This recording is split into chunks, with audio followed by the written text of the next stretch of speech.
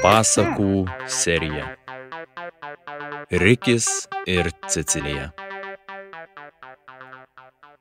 Pradžių pradžia. Mielieji klausytojai, leiskite prisistatyti. Esu 2 berniukų tėtis ir šių pasakų autorius. Linksmos pasakos užgimė visai atsitiktinai ir natūraliai. Jas pradėjau sekti vakarais savo vaikams ir pajutau, kad šios istorijos jiems labai patinka. Matydamas, kaip kiekvieną vakarą vaikai prieš miegą su nekantrumu laukia mano kurtų pasakų, kilo idėja jas įrašyti ir pasidalinti su kitais.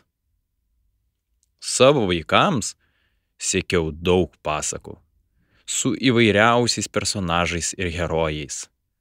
Tačiau patys mylimiausi buvo 2 – skruzdėliukas Rikis ir mergaitė Cecilija. Būtent šių herojų nuotykių vaikai kas vakarą prašydavo ir laukdavo labiausiai.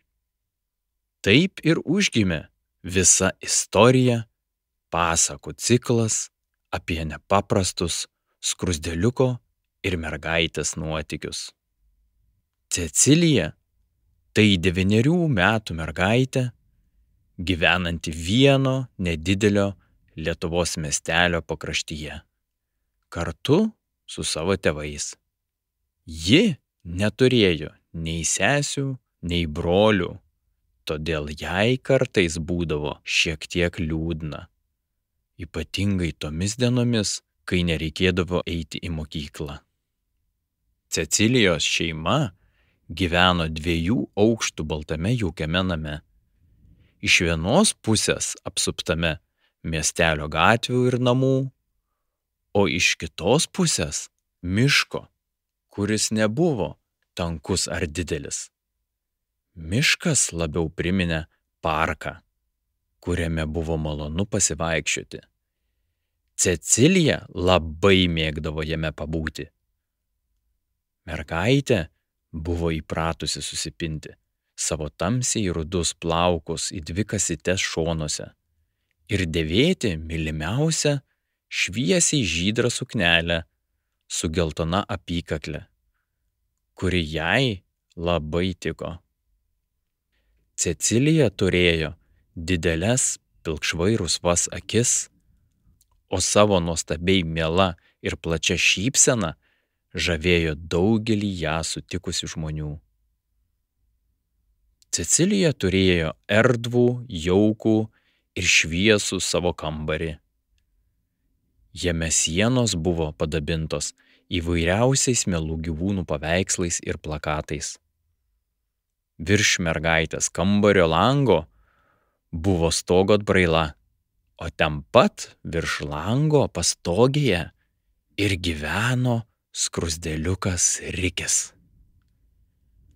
Skruzdėliukas Rikis pastogėje tarp apdailinių lentų buvo sau įsirengęs nedidelį kambarėlį, iš kurio nusileisdavo plona virvute tiesiai ant Cecilijos lango atbrailos, o vėliau pro ventiliacijos angą patekdavo į jos kambarį.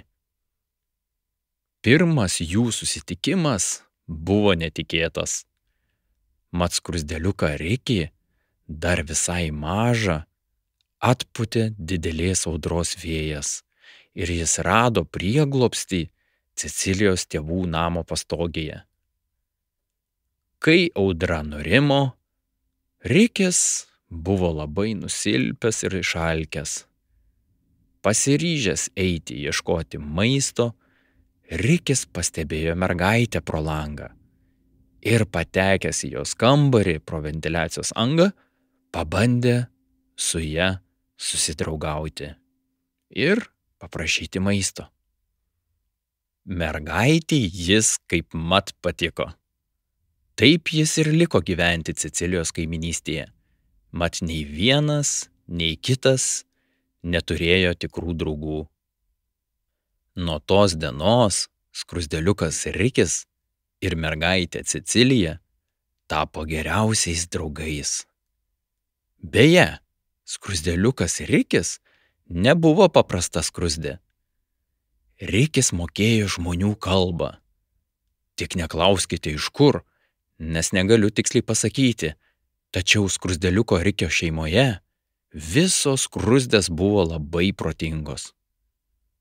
Pavyzdžiui, Rikio tėtis buvo rašytojas, o mama dirbo mokytoja skruzdėliukų mokykloje. Matyt, todėl skruzdėliukas Rikis ir mokėjo žmonių kalbą. Skruzdėliukas buvo ne tik gabus, bet ir labai linksmas. Ir, kaip daugelis iš jūsų, mėgo išdykauti.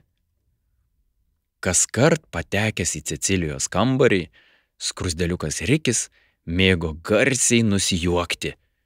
Taip praneždavo, kad atėjo ir išsyk užkurdavo gerą nuotaiką.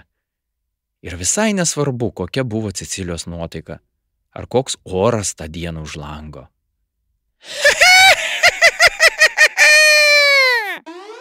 Cecilija! Cecilija, labas! Štai ir aš! Pažiūrėk, kokia nuostabi diena už lango! Taip jis visuomet pasisveikindavo su mergaite ir iškart praskaidrindavo nuotaiką.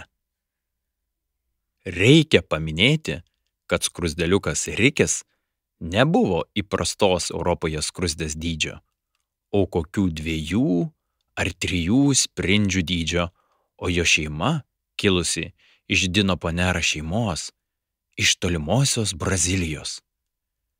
Kaip jie atkeliavo į Europą ir į mūsų šalį Lietuvą, taip pat niekas nežino.